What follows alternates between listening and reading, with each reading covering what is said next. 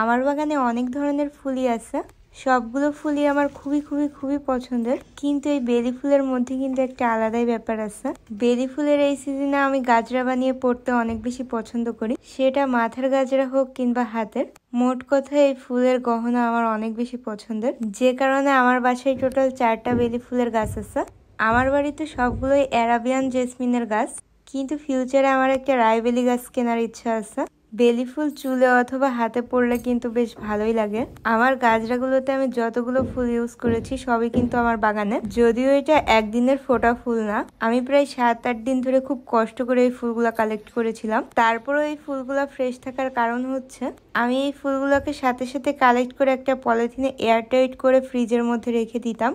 এতে করে কিন্তু এই ফুলগুলো অনেকদিনই ভালো থাকে। আমার গাছগুলো যদিও এখনো অনেক ছোট, তারপরেও গাছে আলহামদুলিল্লাহ ভালোই ফুল দিচ্ছে এবার। যদিও এখন তুলনামূলক আগের মতো অত ফুল ধরতেছে না, কিন্তু তারপরেও প্রত্যেক দিনই অল্প কিছু ফুল ফোটেই। এই বৃষ্টির মৌসুমে কিন্তু আপনারা এখন নার্সারিতে প্রচুর বেলি ফুল গাছ কিনতে পাবেন, আর এই গাছের দামও অনেক বেশি রিজনেবল। পাশাপাশি এই ফুলের কিন্তু ডাল থেকেও চারা হয়, এবং অনেক সময় দেখা যায় গোড়ার দিক থেকেও বাচ্চা বাচ্চা চারা বের হচ্ছে।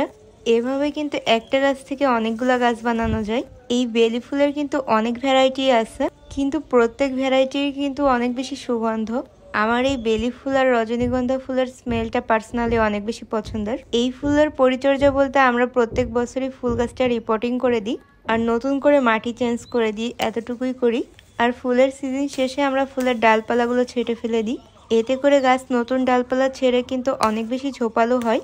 এই ফুলের গাছটা কিন্তু কড়ি আর ফুল দুইটা দিয়ে বানালেই ভালো লাগে। সব থেকে ভালো লাগে অর্ধ ফোটা ফুল দিয়ে গাজরাটা বানালে, যে কারণে আমি বড় সাইজের কড়িগুলা পলিথিনে করে রেখে দিই। পরবর্তীতে দেখা যায় সেই ফুলগুলাই কিন্তু অর্ধ ফুটে গেছে, আর ফ্রিজে রাখার কারণে ফুলগুলা কিন্তু নষ্টও হয় না। পাশাপাশি ফুলগুলা কিন্তু ভালোই কিছুদিন ফ্রেশ থাকে।